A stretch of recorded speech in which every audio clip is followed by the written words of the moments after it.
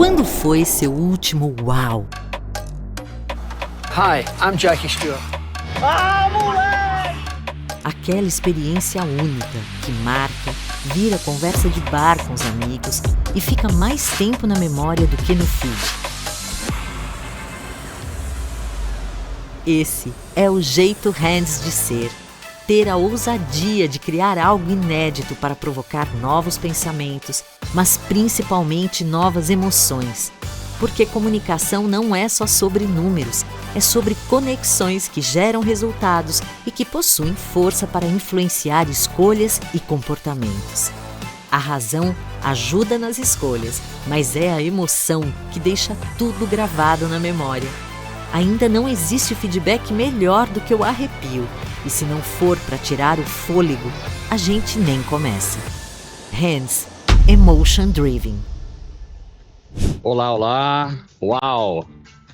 Que legal. Nossa, como passou rápido. A gente pisca o olho e de repente está aqui.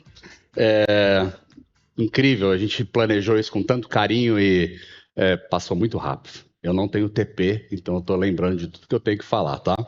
Bom, gente, vamos lá.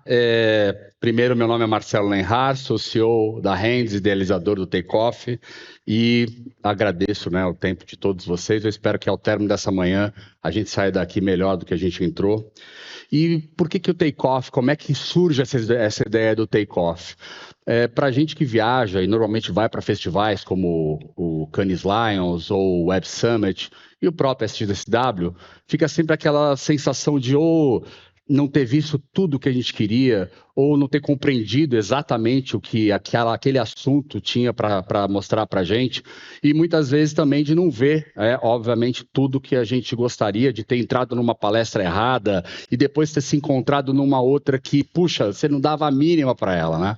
E aí a gente sai desses festivais exatamente com a cabeça, puxa, com uma massa de informação tão grande que a gente não consegue concatenar tudo para sair com diretrizes que realmente melhorem, né, a nossa eficiência dali por diante. E é dessa bola quicando que a gente resolveu contribuir para o mercado e criar o Takeoff. O Takeoff, então, ele não é um lugar para um download ou para nada contra os downloads ou esses trabalhos que são muito bem feitos, né, de reports sobre os festivais.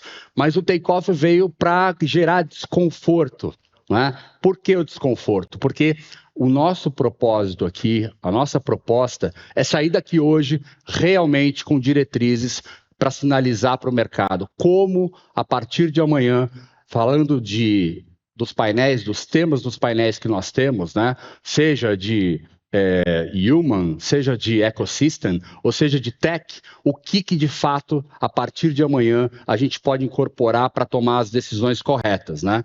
Então, construir essa plataforma do Takeoff não é sobre só o SXSW, mas é sobre sempre que a gente tiver eventos como esse, que a gente precise de um lugar para olhar e falar, putz, esse negócio aí faz sentido, essas diretrizes vão me ajudar no dia a dia daqui para diante, né? Então, chegar nesse propósito, né, de uma responsabilidade de gerar fatos concretos, é para isso que o Takeoff foi feito, né? E esse encontro de líderes, né, de grandes marcas que estão aqui, né, já eu vou citar cada um deles, mas assim, é um momento muito especial para reunir todos, não só os que estão aqui para participar dos painéis, mas de todos vocês que separaram amanhã para estar aqui com a gente, né? Então, esse desconforto, ele é positivo, né? A gente estava conversando agora aqui atrás, né? Era nítido, todo mundo estava com um friozinho na barriga, assim, porque não é sobre sentar e só conversar, confabular, vai ser sobre ter, de fato, na estrutura do painel, né, um direcionamento claro para que cada painel consiga trazer para a gente essas diretrizes tão importantes que a gente vai depois passar para o mercado. Eu queria fazer alguns agradecimentos antes. Queria agradecer o Institute for Tomorrow, por ter nos ajudado desde o início do projeto, né? Principalmente lá em Austin, quando a gente estava lá fazendo as leituras diárias de tudo que estava acontecendo, das coisas mais importantes que começaram a guiar a gente para a gente conseguir criar, né, os 3 painéis, separar ali essas 3 palavrinhas que dizem muito, né? Então, agradeço demais ao Camilo Barros, que está aqui, que inclusive vai mediar o último painel, né? E agradecer demais, acho que vocês viram o vídeo desse lugar fabuloso que a gente tem aqui, um lugar simplesmente incrível, tecnológico, construído sobre uma base ESG também valiosa. Então, agradecer o meu querido Braga, um conhecido, um parceiro de longa data, por ter gentilmente cedido aqui o Teatro do B32 para essa nossa grande realização. Que, aliás, olha, a gente esteve lá em Austin, tá tudo bem lá, tá tudo lindo lá, o que importa é o conteúdo, mas o take-off está muito mais bonito. Muito mais bonito. Né? E eu queria agradecer também, obviamente, outros parceiros incríveis que estão aqui com a gente hoje. A Allianz que cuidou de toda essa parte linda, né, de tecnologia, de LED, de som, de luz. A Easy, né, que faz um trabalho também de cenografia fantástico. Aqueles lounges ali fora estão simplesmente geniais. A Furkin, o Cosmo, a Workflow, o Beto Produz, nosso querido diretor artístico que está lá em cima na house. Muito obrigado, Beto. Na Base Produções e Gabriela Poti, Estúdio Lu White. Acho que a Lu, ela está em todos os eventos, então é difícil não conhecer a Lu, né, Lu? A Videalize, a Diverse Casting, a XR Studio. Esse evento está todo ele descarbonizado. Nós tivemos uma preocupação genuína em transformar. O espaço já ajuda demais, mas a Descarbonizei é nosso grande parceiro. A Harlem Sonoplastia e, cara, principalmente para o meu time, que está virado. Né? Nós pegamos esse espaço aqui ontem, no meio da tarde, e tivemos aí a madrugada para deixar isso aqui tudo lindo, funcionando perfeitamente para vocês. Então, na figura da Fernanda Sério, que é a nossa diretora de operações, e a todo o time que está aqui, muitíssimo obrigado por ter feito tudo com tanto carinho, que acho que é mais do que seriedade, é muito carinho. Né? Bom, e a gente, obviamente, né, começa o take-off, realiza a primeira edição com o festival que acho que hoje mais mexe com as cabeças de todos nós, né? Eu confesso que esse ano eu saí de lá atordoado, né? O take-off traz o SXSW para cá, né? Num lugar que inspira, respira, transpira inovação, networking, profissionais do mundo inteiro lá por 9 dias, né, olhando para tudo, conversando com tudo. É uma efervescência como você não encontra em lugar nenhum. Né? Então, é muito estímulo para a gente, são muitos estímulos para os olhos e para a mente. E é por isso que a gente vai trabalhar isso dentro de 3 principais verticais. Então, a gente vai ter o Take-Off Tech. Então, a gente aborda aqui o uso da tecnologia, a gente vai trazer temas como criação de conteúdo, AI, ética e edição genética.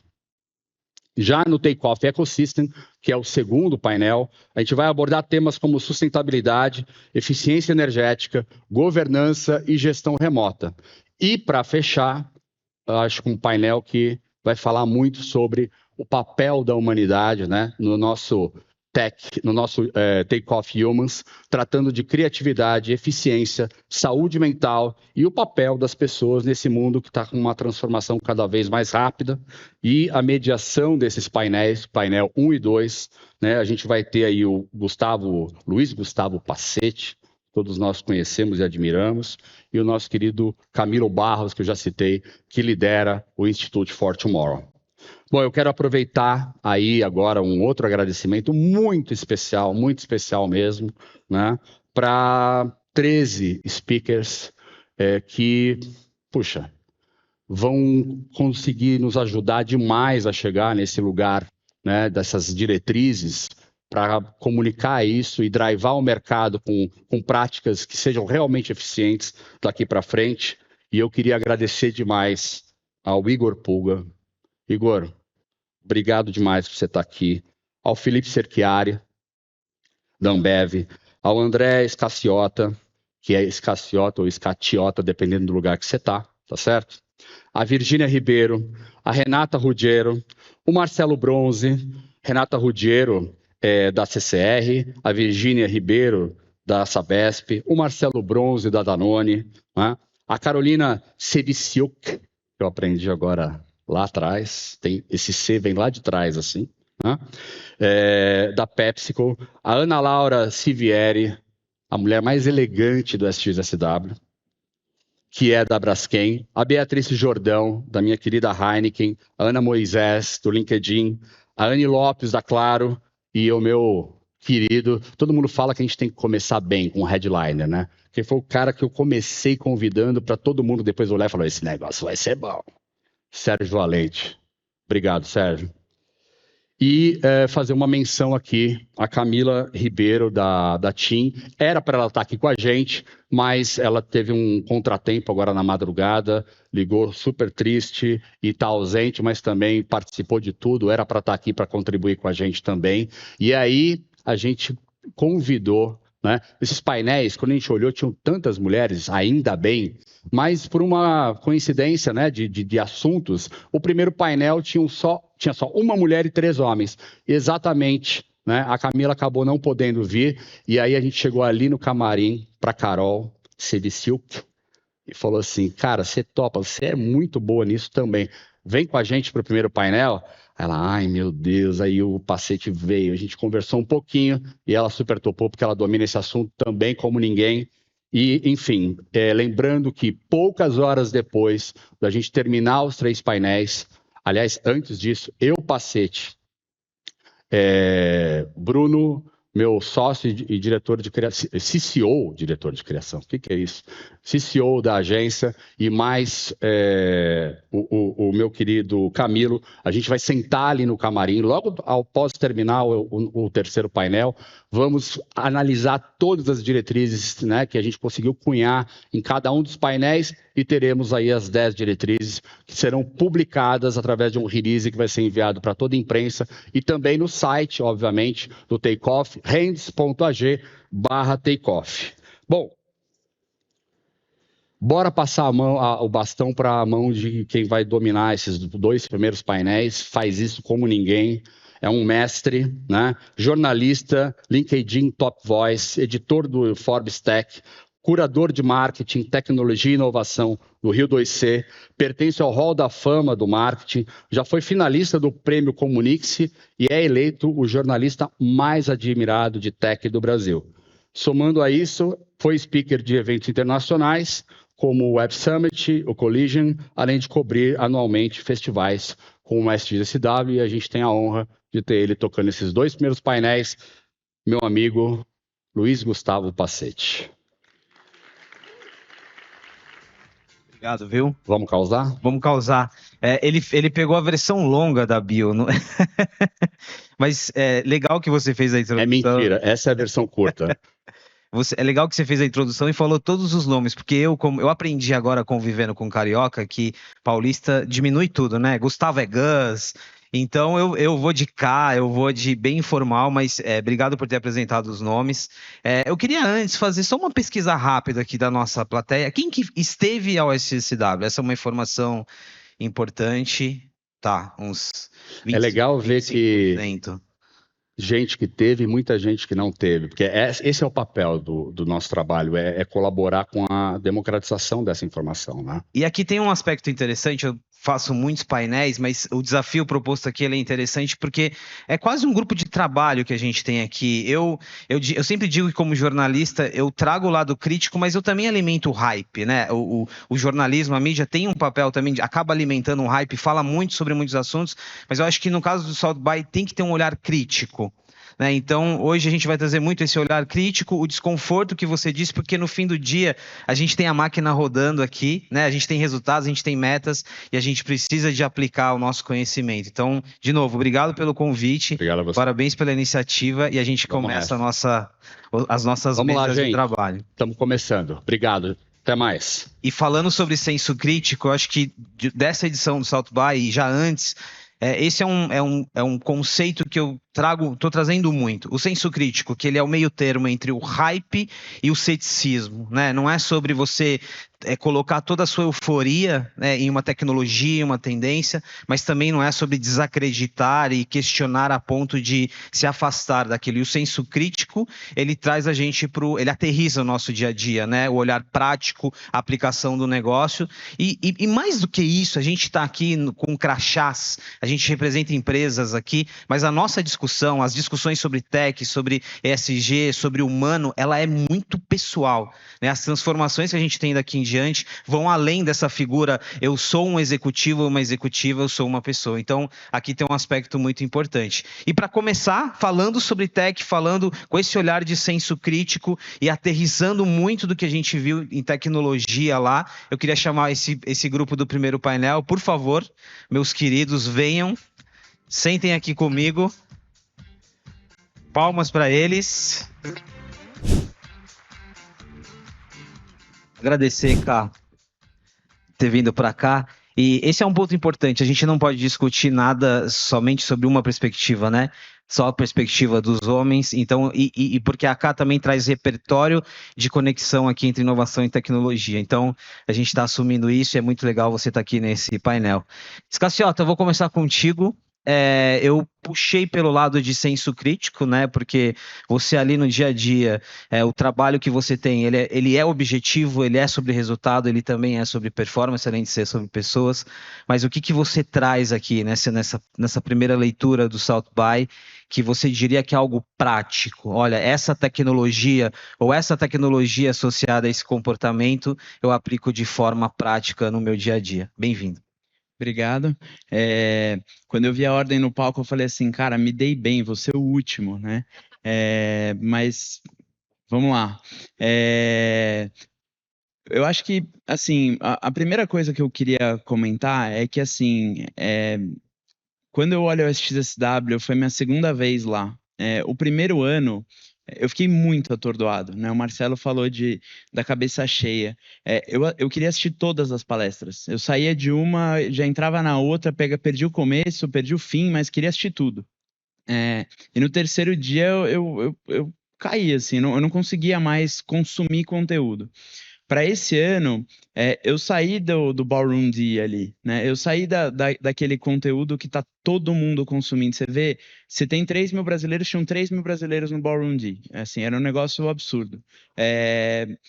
E aí eu comecei a olhar essas palestras periféricas ali no festival, e aí eu consegui olhar para coisas que eu não vi nas coberturas. Então, o que eu vou comentar aqui hoje é mais nessa linha, tá? Uma das coisas que me chamou muita atenção foi que no ano passado, quando a gente, né, fui na MWeb ano passado, né? Você olha ali ela falando sobre o ChatGPT e o começo da inteligência artificial generativa. Ninguém sabia o que era aquilo, né? Então, esse era o assunto. Só que era o assunto sem conhecimento. Eu acho que para esse ano, o grande passo foi de novo ter esse assunto, só que agora com uma perspectiva de aplicação, que é muito do objetivo daqui, né? Então, o que mais me chamou a atenção foram vários speakers falando sobre combinatividade. É um termo que eu não me vinha à cabeça, assim. Quando eu pesquisei, era sobre Art and Science, né? Que é um termo lá de 2020.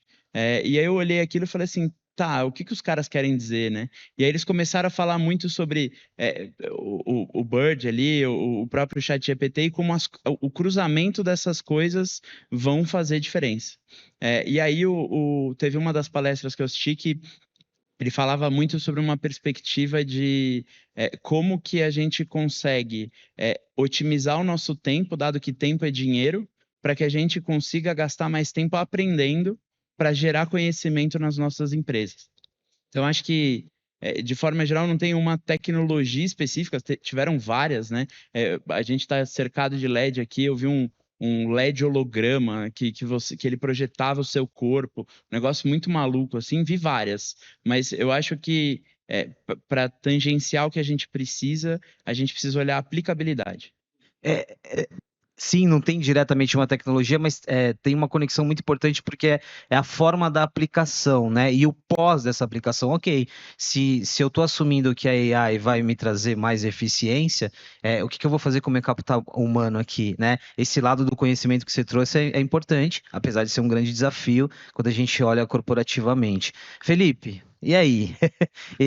Acho que tem o ponto da combinatividade, né? Um conceito amarrando algumas coisas aqui. E no seu caso, assim, o que você traz de prático? Bem-vindo também. Obrigado, prazer, sou o Felipe, da Ambev. Foi minha primeira vez na XSW, então eu passei por aquela primeira etapa de, caramba, quanta coisa está acontecendo aqui. E o mais legal, que eu acho que eu tirei de tudo, assim, que eu fiquei refletindo, a gente falou muito sobre desconforto hoje, né?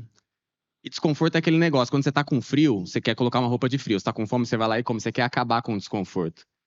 E o sentimento que eu saio do SX é que a gente não vai acabar com o desconforto. Assim, as tecnologias que estão aí, tem tantas verticais, computação quântica, AI, tem a imersão visual, enfim, se a gente for pegar aqui, cada vertical tem tanta coisa que vai acontecer tão exponencialmente, que a gente vai ter que aprender a conviver com esse desconforto. Então, talvez a coisa mais prática que eu tirei dali foi a gente precisa falar sobre cultura, né? A gente, nas nossas organizações, na nossa vida como profissionais, o que a gente vai fazer de forma prática com a nossa cultura para a gente aprender a lidar nesse ambiente que é mais instável, que não é tão só sobre o conhecimento, mas o que você vai fazer quando essas coisas estiverem acontecendo, como é que você vai utilizar alguma coisa na prática e quais são os efeitos disso. Então, talvez não seja mais sobre eficiência no trabalho, mas seja sobre curadoria do que está sendo criado, né? Então, todas as outras vertentes que se abrem ali, e talvez tenha sido esse o grande conector assim, do SX para mim. Percebem que o segundo ponto também traz o mesmo aspecto, né? Não é tecnologia no centro, mas é cultura afetada por um processo de tecnologia importante. Carol, eu te acompanho, eu acho que de algum tempo já, né? Isso quando eu era pequenininha. E eu acho que na sua trajetória tem uma conexão muito importante aí de cultura, de conectar inovação, tecnologia, ter o lado evangelista e por aí vai. Daqui a pouco eu vou trazer esse aspecto que é importante. Mas olhando para a XSW, e aí, de novo, né, não é a tua primeira vez lá, o que você traz de prático, assim, e que gera esse desconforto na gente em termos de provocação? Uma coisa prática que eu saí aí, né? Eu saí do SXSW, é meu 5º festival. Primeiro, desconforto nunca, mesmo sendo o 5º festival, o meu desconforto continua. Eu acho que só muda a intensidade do desconforto, mas o FOMO continua e a gente passa mais para o Joy, que foi muito falado também, né? Lá. Uma coisa prática que eu fiz foi basicamente entender aonde é a minha área de atuação, o que eu controlo, o que eu não controlo. E eu descobri que eu não controlo nada, né? O que a gente tem hoje dentro do festival, que o festival me trouxe, são cada vez mais a importância dos micro-downloads. Então, isso daqui, para mim, é um grupo de trabalho, como você bem falou. Tecnologia pela tecnologia, mais uma vez, para mim, foi desenhado dentro do festival que está ali, mas o que vai fazer a grande diferença somos nós, essa conectividade, o como que eu vou me conectar e o como que eu vou alavancar isso. Sobre transformação, a Amy fala muito, né, Pacete, você também já comentou isso em alguns veículos, que é sobre estamos dentro de uma era de transição, né? A sensação que eu tenho é que a gente não vai passar essa transição, porque agora, né, 1 ano e pouco a gente falava de inteligência artificial, hoje a gente está vendo isso aplicado, a gente já fala de AGI, o ano que vem provavelmente a gente já vai ter exemplos de AGI um pouco mais fortes do que a inteligência artificial, né, uma evolução disso.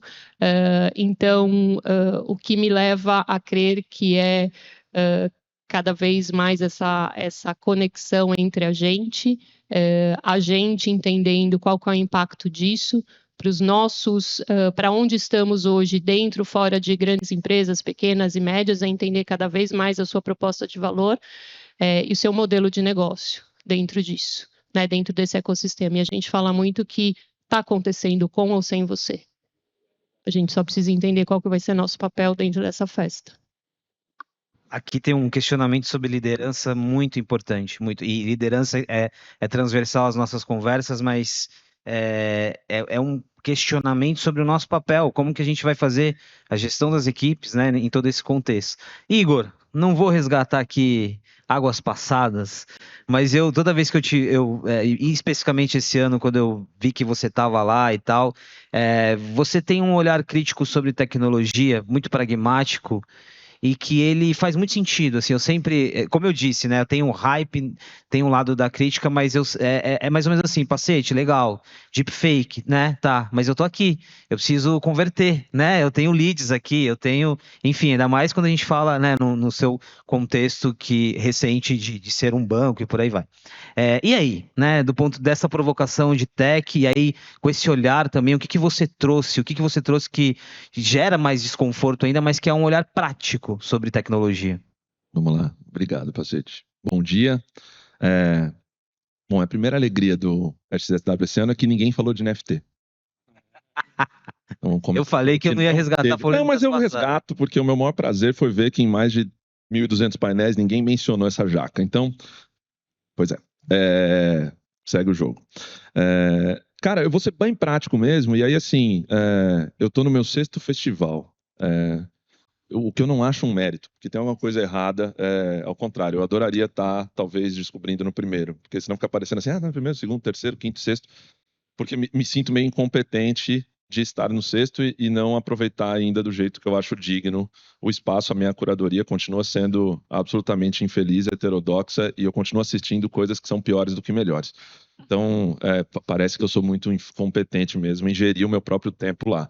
Mas, por sorte, eu fico muito feliz de estar nesse painel específico de tech, porque depois de 6 anos, a primeira vez que eu fiz um negócio que eu não tinha feito nas outras vezes, eu fiz de forma desleixada ou com pouco tempo, porque justamente nessa euforia, nessa angústia de tentar escolher os melhores painéis e extrair o que era dito, eu gastei dessa vez, sei lá, umas boas 5, 6 horas na feira do XSW.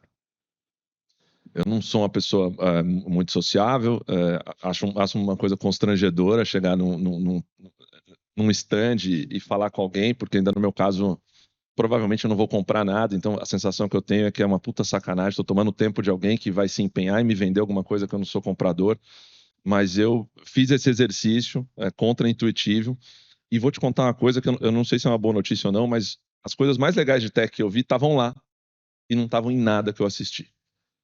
Justamente por serem meio off-Broadway, como o André estava contando aqui. E assim, vou dividir aqui do ponto de vista prático, como eu não tenho exercício mais uma função, não trabalho num banco, o meu prático é mais genérico mesmo, ou seja, não tem uma aplicabilidade específica, mas acho que é transversal para quem trabalha com marketing. Cara, eu tive 2 surpresas muito positivas com 2 empresas coreanas, uma delas que tem 7 colaboradores. Ou seja, o cara comprou uma carteira que era uma mesa que era um pouquinho maior que isso aqui, arrumou um totem lá, e o cara era uma empresa coreana que, não fez nem a primeira rodada de investimentos, então ele é uma startup do ponto de vista, assim, correto da palavra. E o cara vende para você, que ele tem a melhor solução de inteligência artificial de voz do mundo. E ele fala com essa presunção. E eu fiquei bastante chocado, porque do que se trata isso? Nós estamos falando de uma empresa que faz captação do seu timbre, do seu tom de voz, e dizem eles que com a gravação de 200 palavras, eles montam uma palestra sua. E que ninguém faz com menos de 1.000. Mais prático que isso, impossível. A disciplina coreana oriental, assim, o speech era esse, e se não for suficiente, você não precisa pagar. Aí eu falei, cara, mas eu venho de um país que fala português. Ele falou, não tem problema nenhum, não tem barreira nenhuma de língua, né? Estamos aqui porque a gente está estreando a nossa API rodando no mundo ocidental, então não vai ter nenhum problema com uma língua latino-americana. E eu achei aquilo, cara, a gente fica em discussões filosófico-éticas que são muito importantes e culturais, longe disso, não quero esvaziar nem hierarquizar isso. Mas, cara, enquanto tem um monte de gente no XSW discutindo nuances, vertentes e gradientes, tinha um cara lá que provavelmente gastou o único orçamento que ele tinha, empenhado em mostrar que ele sabe fazer um negócio que tem muita gente discutindo se é viável ou não é. Eu não tenho repertório para compreender se os feitos que ele me mostrou são de fato significativos, porque é tudo na Coreia. E aí outra coisa também que é uma aula de humildade, né? A gente sempre tem esse tranco de humildade na XSW, que assim, não tenho alcance para dizer o quão verossímil era, mas assim, eu fiquei absolutamente surpreso de ter dialogado com uma pessoa que, puta, eu me senti muito loser, assim, sabe? Pô, pra eu estar aqui na XSW, cara, tive que ter uma carreira, uma vida, muitas vezes a minha viagem foi paga, e tem um cara aqui que tá tomando um risco gigantesco e gastando o tempo dele comigo, sendo que ele atravessou o planeta numa situação heterodoxa, digamos assim. Então, eu fiquei... Mas foi só isso? Não. E aí que eu acho que... Por que eu disse esse insight? Eu não vim aqui para contar que eu encontrei um coreano que fazia inteligência artificial com... Só uma dúvida aqui. Você testou, você forneceu a sua voz, você fez algum teste ou não? Fiz. Ele não faz exaustivo, mas eu gravei lá. Então não se culpe, porque você já alimentou a AI dele e você já virou MVP. Não, fiz com gosto, assim. Na verdade, se eu tivesse mais tempo, é que assim, não acho que vai ser muito útil em português, coitado. Ele foi você que pensa, hein? Generoso comigo. Qual que era o próximo que você ia falar? O próximo que eu ia falar também é um coreano. E aí essas coisas que eu acho esquisitíssimas, assim, porque também não tem nada a ver, tava na outra ponta do negócio, mas era um cara, olha que curioso, gente. Mesma coisa, aí era um pouco mais organizado, estamos falando de uma empresa que depois eu pesquisando, e o cara foi bastante pedagógico me explicando que tinha, sei lá, umas 100 pessoas, mas ele sugere que ele é a melhor solução de frete e impostos para empresas de e-commerce no mundo. Olha que loucura. O cara faz um arranjo testando todas as possibilidades logísticas que você tem para que num checkout você saiba exatamente quanto você vai pagar de imposto de um país para o outro e qual que é a disponibilidade mais rápida ou mais barata de entrega, e ele vende isso em escala. Por que eu estou falando isso? Porque não tem essa solução no Brasil. Não tem. Tem um monte de amigo que trabalha em e-commerce. Para fazer esse arranjo é um grande de um inferno. Você tem que construir isso manualmente. Consultorias ganham muito dinheiro desenvolvendo essas coisas, esses assets, para conseguir, de fato, atribuir. Lógico que tem uma condição específica aqui, não vou falar que é um cartel, mas há uma situação comercial que não possibilita exatamente que isso funcione. Mas o cara criou um negócio, cara, que também era transversal e global, e ele vende aquilo como uma solução click to play.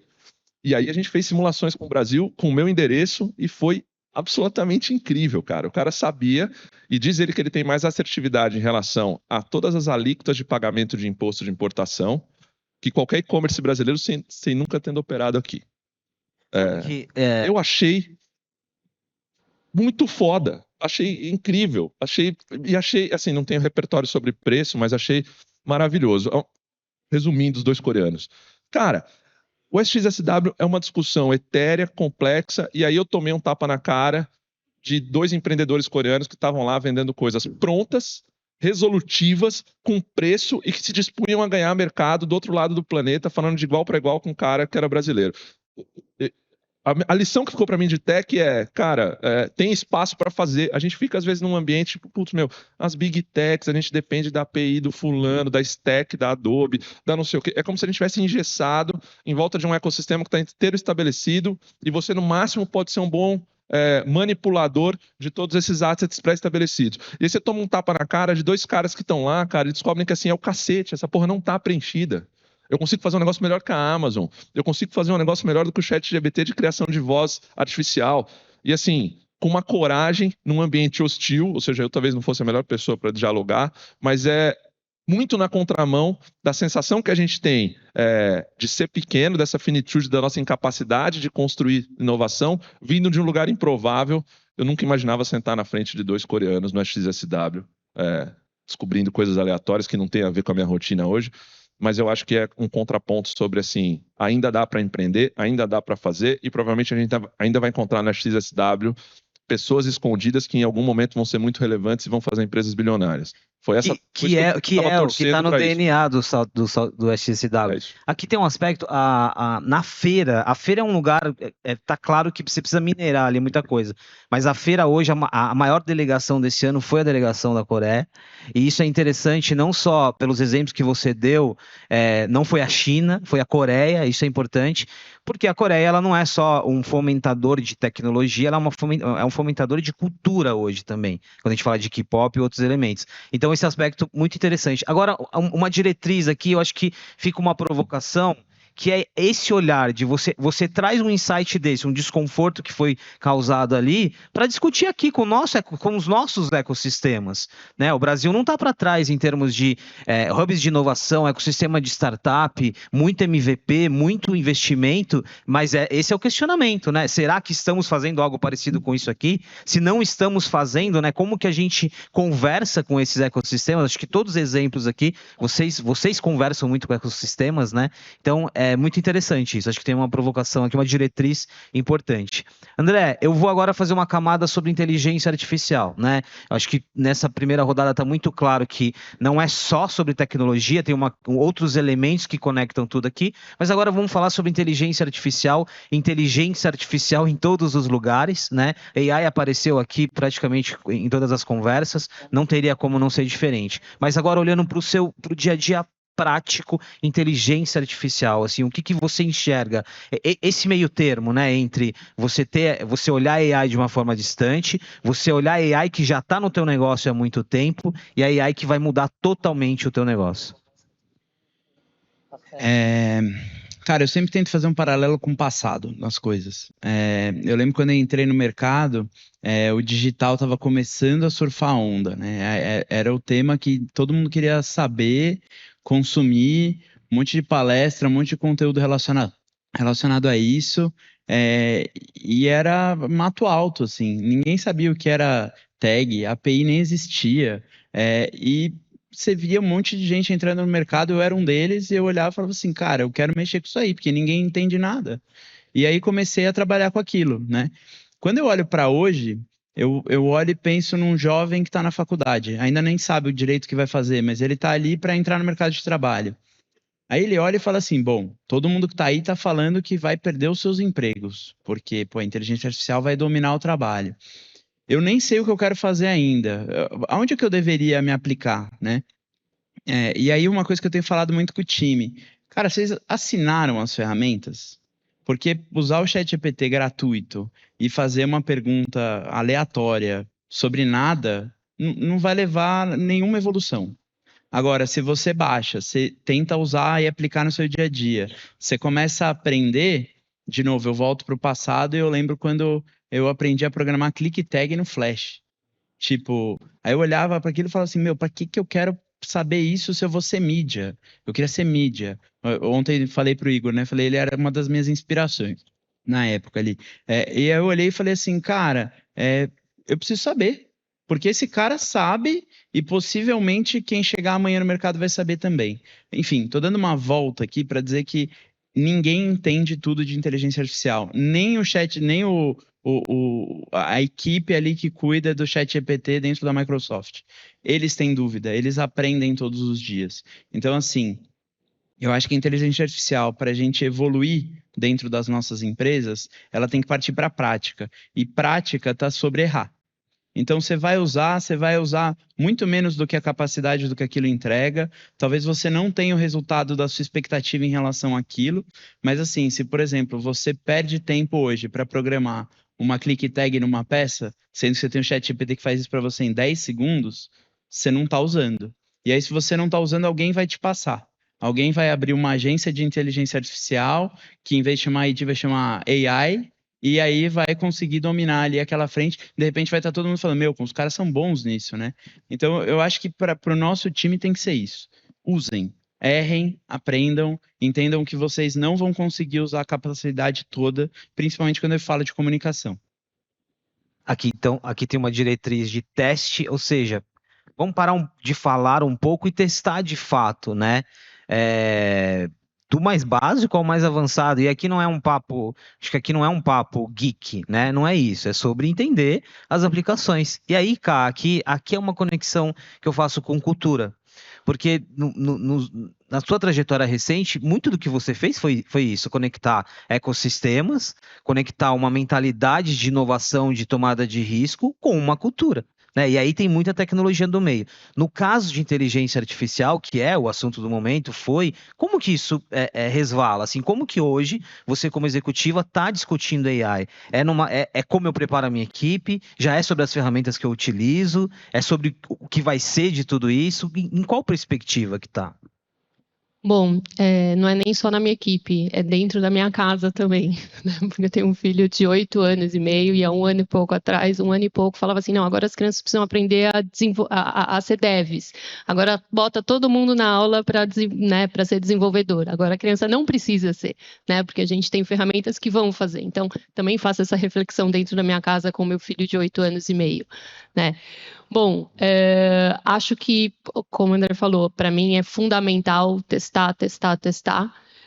A gente, sim, como grandes corporações, existem guidelines, existem até por uma questão, né, até que a gente vai discutir, acredito, um pouco sobre, sim, ética, sobre como a gente usa, onde a gente usa e por que a gente usa, né? Mas dentro da minha equipe é testar. Então, quais são as ferramentas? Vamos testar as ferramentas, vamos fazer um mapeamento de quais são, o porquê que a gente está usando.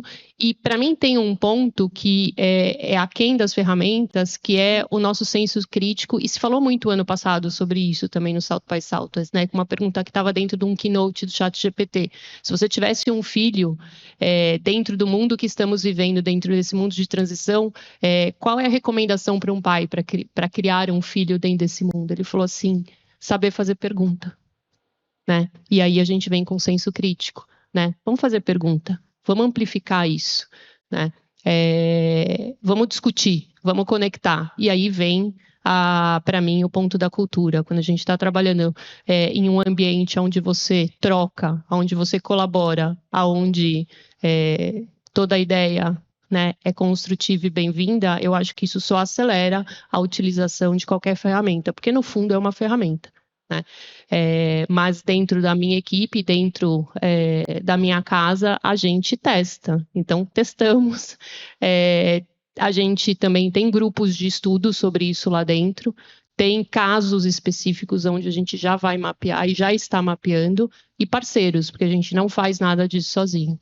Então, se é Microsoft, não é Microsoft, quem está nos ajudando hoje a fazer as perguntas corretas, a entender o impacto disso dentro da minha cadeia de valor, entendendo que do campo ao pacote, end-to-end.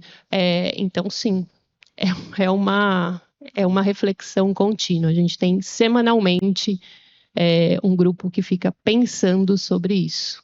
O que você traz de testar em casa conecta muito com o ponto que é sobre sobre empresas, é sobre negócios, mas é sobre pessoas. E é interessante que o teste ele dá repertório. Do tipo, calma aí, não, tá bom, você está falando aí de inteligência artificial que vai roubar o meu emprego, mas olha, o teste que eu tenho feito aqui, mesmo no Gemini agora, no ChatGPT, olha, eu entendi que é assim, né? Eu percebi muita gente nesse sentido, que não é tech, mas olha, eu percebi que a inteligência artificial tem esse padrão, não tem, muda o repertório da forma como que você vai discutir. Então esse é um exemplo muito interessante, é uma aplicação vida também. E aí, Felipe, ainda conectando com a K, quando eu olho para todo, assim, também na sua trajetória, as conexões, né, com inovação, tecnologia, você tá ali num colosso, né? Você tem, a Ambev hoje é uma empresa de tecnologia, né? Você tem ali vários spin-offs com muita AI. Como que é olhar para um contexto em que você já respira automatização e inteligência artificial, olhar para o que estava sendo falado no SCW e tentar fazer pelo menos um médio e longo prazo? Super legal, assim, acho que o primeiro ponto da pergunta, eu faço paralelo sempre com liderança, né? Quem são os bons líderes, assim, né, que realmente conseguem fazer coisas transformadoras? Não são os líderes que executam o maior número de coisas, mas sim aqueles que conseguem fazer as perguntas certas. Tudo que a gente está falando sobre AI, tudo que a gente está vendo lá, me fez refletir bastante sobre...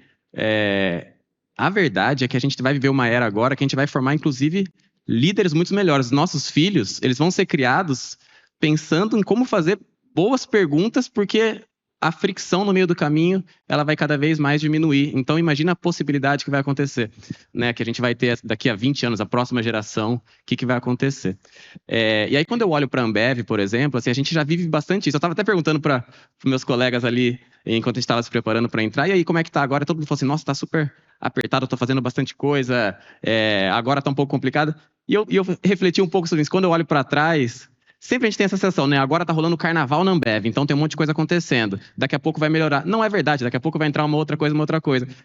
Então, o que eu vi muito lá no SX de AI me fez pensar que esse medo que a gente tem de, nossa, será que eu vou perder o meu emprego porque isso vai ser automatizado e tudo mais? Na verdade, é o contrário. A nossa capacidade de criação, ela vai aumentar tanto, né? A gente falou um pouquinho do BIS, a gente falou um pouquinho do Zé, o quanto de AI tem nessas coisas. Mas olha também a capacidade de realização que está vindo por esse outro ângulo, né? Quantas coisas extras que a gente está fazendo, porque agora a gente tem um ambiente com muito menos fricção.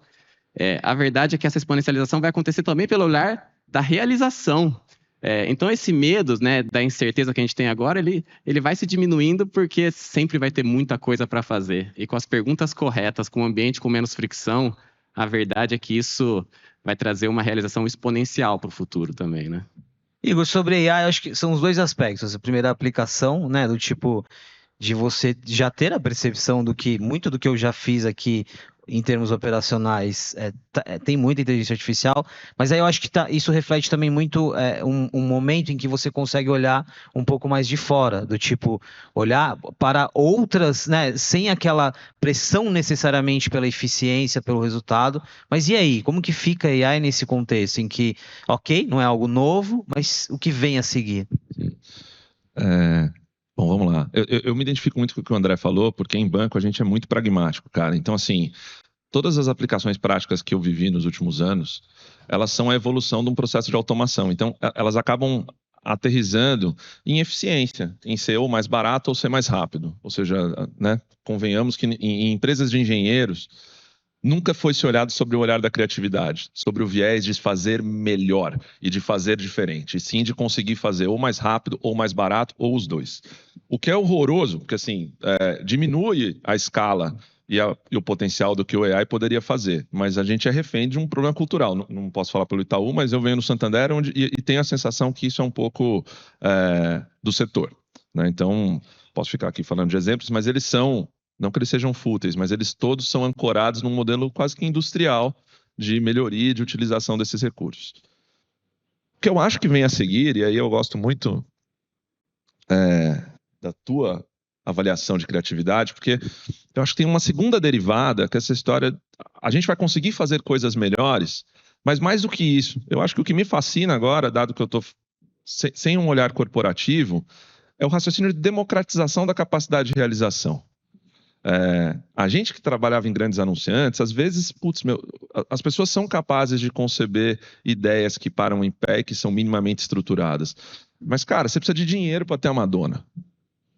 Ou você precisa de dinheiro para fazer uma modelagem em 3D que fica processando por 3 dias, cara, numa produtora que vai custar milhões e milhões de reais. Então, assim, mais do que necessariamente exponencializar nossa capacidade criativa, o que muito me agrada é saber que uma série de pessoas que, de fato, estão completamente excluídas do processo de realização de coisas grandiosas vão poder fazer por inteligência artificial, porque vai ser possível modelar em 3D sem ter uma fortuna, vai ser possível mimetizar uma celebridade falando sem ter uma fortuna da diária, e isso possibilita que tenha mais gente criando, e aí estou sendo um pouco romântico, tem um efeito social de inclusão, mas tem também uma melhoria que não vem só da tecnologia, e sim do fato da gente ter um universo maior de pessoas pensando um jeito diferente de se comunicar, de interagir, de fazer coisas. Eu acho que do ponto de vista antropológico e social, essa é uma barreira nova, entendeu? Da gente sair desses clusters de poucos fornecedores, de poucas empresas que têm capacidade de realização. E aí, assim, quem tem acesso a elas, quem trabalha com elas, quem de alguma forma é fornecedor delas, vive numa bolha que vai ser rompida. Porque a gente vai conseguir fazer com que pessoas que de fato nunca tiveram essa possibilidade, mas têm um potencial intelectual, técnico, criativo, consigam executar coisas tão grandiosas, mesmo não trabalhando com grandes orçamentos. Então, eu acho que esse é o próximo passo, assim. Aqui vira um ponto importante que a gente assume em muitas partes aqui, que AI e outras ferramentas são commodity. E em sendo commodity, elas potencializam outros aspectos aqui, que aí é aquela provocação do nosso repertório, do repertório da tua equipe, do repertório de todo mundo. Eu vou passar para um outro assunto, mas que já pegando já o o portal aqui do que você colocou, que é open source. E entenda-se open source aqui de uma forma não técnica. Vou dar um exemplo. Você mencionou Big Tech. A gente tem muitos parceiros de Big Techs, né? O nosso mercado depende das Big Techs. A gente tem pessoas de Big Techs e não é sobre aquela discussão anterior de Big Techs. Mas a MWeb trouxe uma provocação que ela é uma provocação de sociedade, ela não é só de negócio, que são dos messias, né? Obviamente que ela trouxe as lideranças ali de Big Techs, mas ela faz essa provocação, assim, com todos os desafios que temos, a gente não pode depender, a gente não pode entregar o nosso futuro, né, esperando um Messias, seja esse Messias uma grande empresa, uma Big Tech ou esses líderes. Aqui tem uma provocação importante quando a gente fala de open source. E aquela colaboração, né, o Open Innovation que a gente fala há tanto tempo. Né? A gente está há alguns anos já arranhando essa conversa, open source, pensar de forma aberta, e aí eu quero trazer esse assunto aqui para a mesa. Quero começar com você, Ká. Quando tem essa provocação, porque você, quando a gente fala de inovação aberta, o seu pensamento ele é muito, né? Cara, eu tenho uma grande empresa, eu tenho as minhas diretrizes, mas eu preciso me conectar com outras. E não é sobre a minha arrogância de eu preciso sobreviver. Não, é um ganha-ganha. Então, começamos aqui nesse momento a falar sobre essa ideia de open source em várias camadas. Camada de open source para AI dentro de uma grande organização, acho que tem muita reflexão ainda para ser feita e muita barreira. Eu me sinto hoje como eu estava há 6 anos atrás, Pacete, quando a gente falava de inovação dentro de um ecossistema, dentro de grandes empresas, trazendo startups e scale-ups para criar junto com a gente. E dentro de uma primeira reunião que a gente fazia do tipo, não, mas qual vai ser o contrato que eu vou ter com essa startup scale-up? Eu me sinto nesse momento hoje falando de AI open source dentro de grandes organizações, tá? Mas para falar que... sim, concordo com você, Igor. É uma questão. A democratização veio com essa avalanche, né, do ChatGPT e da gente poder testar dentro de casa, fora de casa, com amigos, sem amigos. Vamos testar minha voz dentro de uma plataforma ou não, ou o meu filho dentro de uma plataforma ou não. Então tá aí, né? O que eu acredito que era um pouco que eu sempre falo, que vai acontecer com ou sem você. Já tá, né? Então, como é que a gente, como pessoas, a gente consegue fazer com que a gente... eu vou falar uma coisa que pode parecer... Tire o melhor proveito disso, né? Para a sociedade mesmo. Porque eu ainda acredito que sim, é um open source, sim, estamos todos aqui que estão nessa sala e uma camada importante que tem acesso a isso, porque a gente não pode esquecer que tem uma camada que não tem acesso a isso ainda, né? Por N razões sociais aqui dentro do Brasil, mas a gente tem sim um papel importante para como a gente democratiza ainda mais isso, né? Dentro do que esse conceito de democratização dentro de plataformas que muitas vezes só falam inglês, né?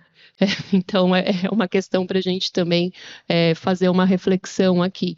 E sim, conto muito e acredito muito no poder da rede, não poderia ser diferente, né? Então, aqui a gente já está fazendo vou pegar o café com o André e vou falar o que eu faço sendo uma grande corporação que tem um produto final diferente do que você tem, mas que usa do teu produto e que fala talvez com o mesmo público, né? Então, acho que isso faz parte também, Pacete. Eu não quero colocar na caixinha dos bancos, não é isso, mas acho que vale essa pergunta vale para os dois olhares aqui. Partimos aqui de uma ideia da colaboração um pouco mais ampla, fechando. Quando a gente vai para sistemas regulados, concorrência, aqui é o ponto de equilíbrio entre prática, teoria, talvez a utopia e o que pode ser real. Pode começar com essa, Igor. Não é a caixinha do banco, não é isso. Tá bom, tô brincando. É a caixinha. Tá. É a caixinha, é a ideia de que.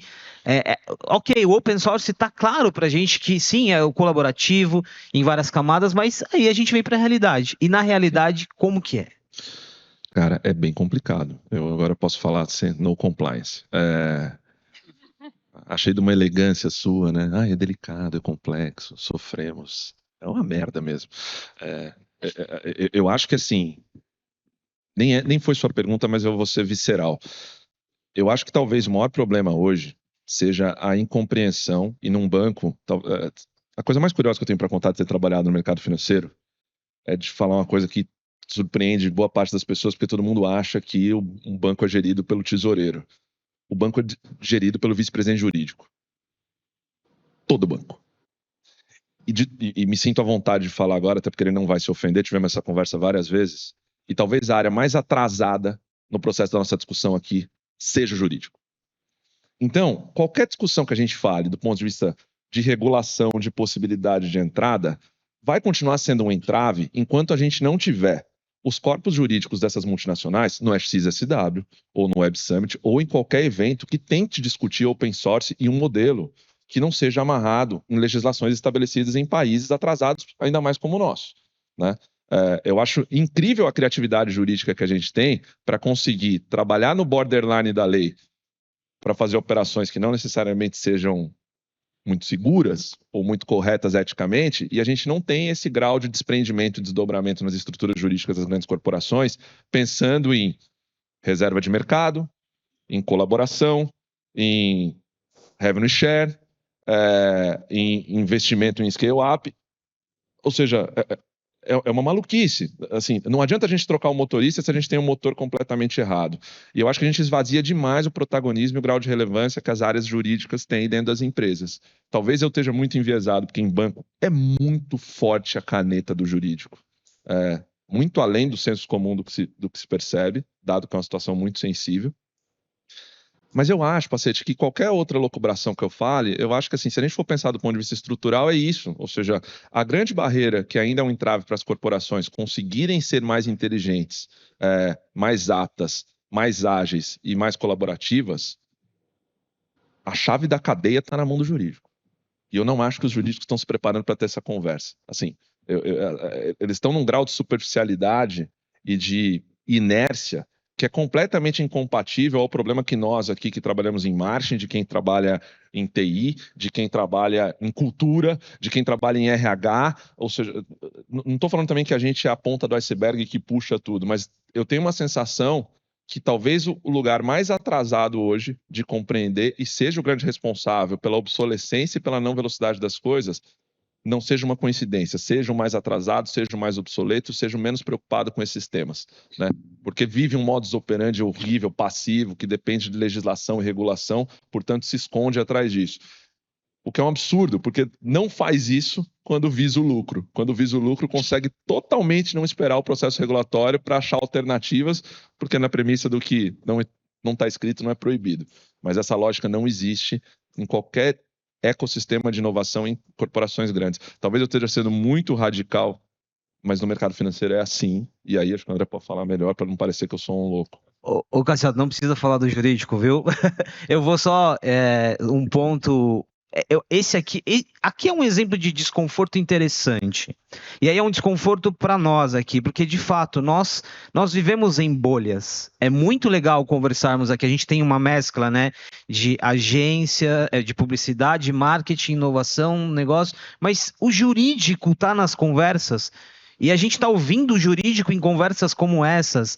E aí a provocação é essa, a ideia de open source, de ecossistema, de colaboração, ela passa por estourar bolha. E estourar bolha é muito dolorido. Eu tenho a sensação, nós, agora eu me incluo aqui, né? Nós do marketing, entre aspas, nós somos criticados por isso, né? Mesmo no movimento de salto by salto, vocês vão lá e vocês ficam numa bolha, fala. Mas é isso, assim, eu acho que essa conversa aqui, ela é uma conversa sobre modelo econômico.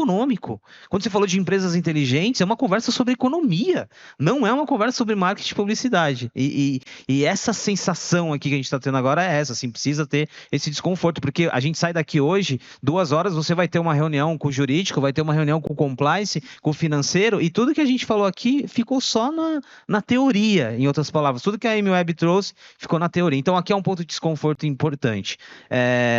André, não precisa falar do jurídico, até porque o jurídico precisa ser nosso amigo também, mas aqui, ainda na lógica de open source, e falando de tecnologia, e pegando um exemplo de colaboração, de criar junto, né? A gente está falando aqui no seu caso, mídia, você tem muitos parceiros, né? Que envolve APIs, que envolve tecnologia, é isso, assim, o limite do dado, da informação, da confiança, como a gente expande essa conversa. Eu vou roubar no jogo, vou falar do jurídico dos meus tempos de agência.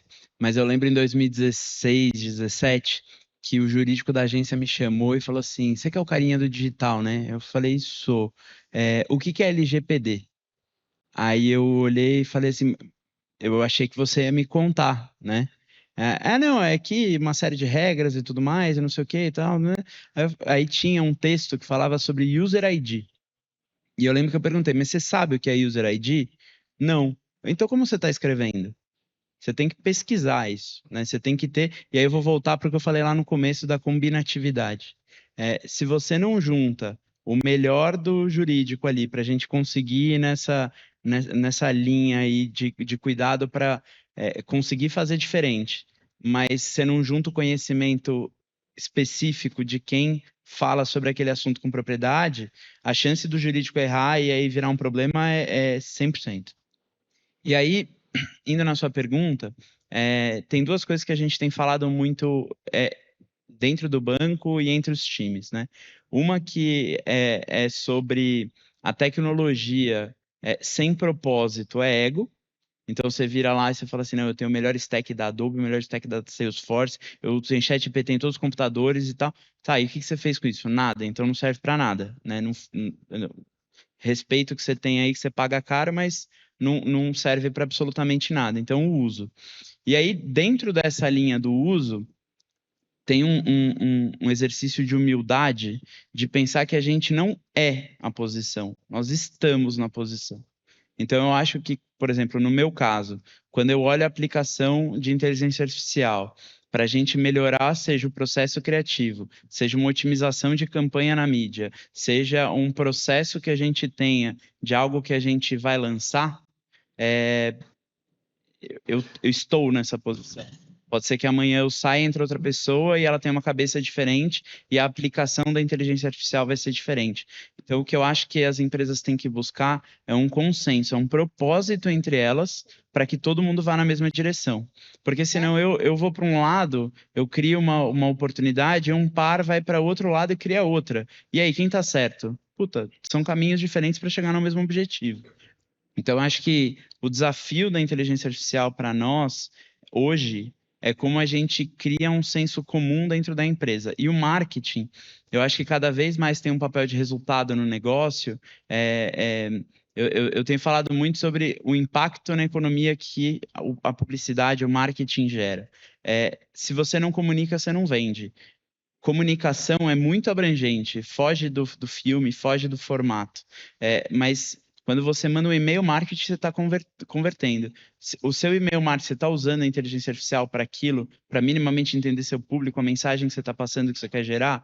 Então, eu acho que, de novo, a aplicação e o consenso vai fazer toda a diferença no processo. Eu vou deixar para você fechar essa camada para a gente encerrar, depois de encerrar. Aqui tem um aspecto que o André traz sobre estar numa posição. Isso vale para uma companhia, isso vale para marcas, né? Essa ideia da relevância.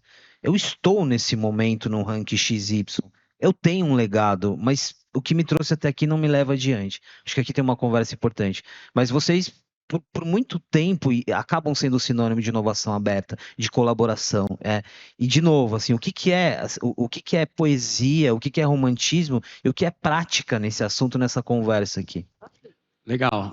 Bom, eu vou tentar dar uma visão bem prática aqui e otimista também, né? Dado que o Igor falou, assim, se antigamente eu dependia de 5, 6 companhias para me trazer uma solução robusta a ponto de atender uma empresa do tamanho da Ambev, hoje eu tenho qualquer pessoa do mundo conseguindo fazer isso. Então, acho que de forma prática, eu colocaria aqui, assim, isso evoluiu. Então, tem muito mais gente potencialmente podendo me vender uma solução. O que não mudou? Eu continuo sendo uma pessoa, a Carol continua sendo uma pessoa só. Eu não consigo falar com 1000 pessoas. Então, o que eu diria até porque tem gente de grandes empresas e provavelmente muitos empreendedores que estão vendo, né, que vão assistir o Takeoff também.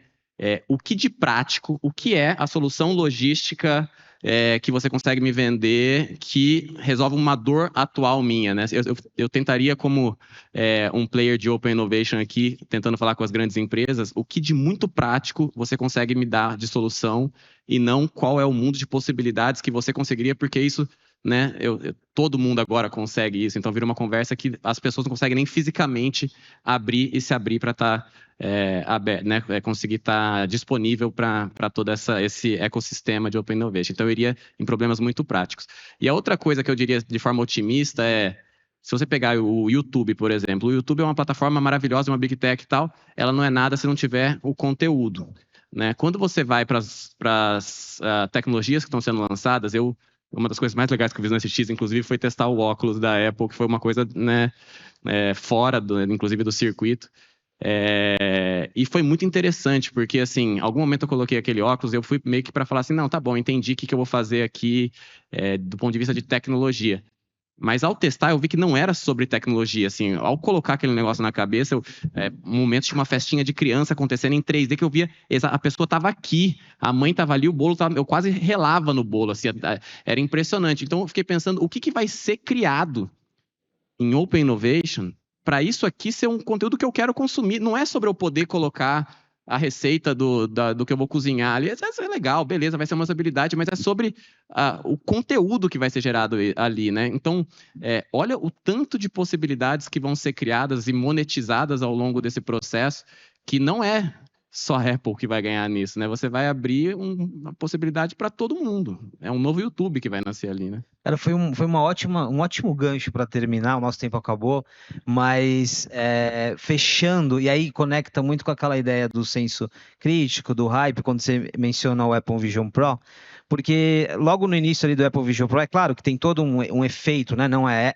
Apple, né? Tem outras nuances aqui, mas foi muito interessante uma frase que eu ouvi, assim, Apple Vision Pro ser um sucesso ou não ser um sucesso, pegar ou não pegar, depende muito menos das pessoas e depende muito mais dos desenvolvedores que vão pensar, é o que você disse aqui, que vão pensar soluções. Isso é muito óbvio quando a gente está falando uma camada de aplicações, mas é muito interessante, porque é isso. E aí, isso conecta com o ecossistema. Cara, se o ecossistema de tecnologia, de entretenimento, de conteúdo, não é só se empolgar, não é essa palavra, mas não conseguir entender ali uma forma mínima de ver um retorno de curto, médio e longo prazo, não vai rolar. Então, por isso, a gente fecha olhando para um hype, entre aspas, falando do olhar sistêmico, mas fechando muito, de novo, com o olhar do senso crítico e do desconforto. E aí eu vou fechar, agradeço muito vocês, vou fechar com essa provocação, né, que o Peter do ChatGPT que estava lá, e dentre muitas outras frases, uma delas foi que a inteligência artificial nos libera para sermos humanos. E aí o meu questionamento não é sobre essa frase, mas é sobre a camada que está em ser humano, em tudo que a gente falou aqui. Gente, muito obrigado, viu? Decolamos!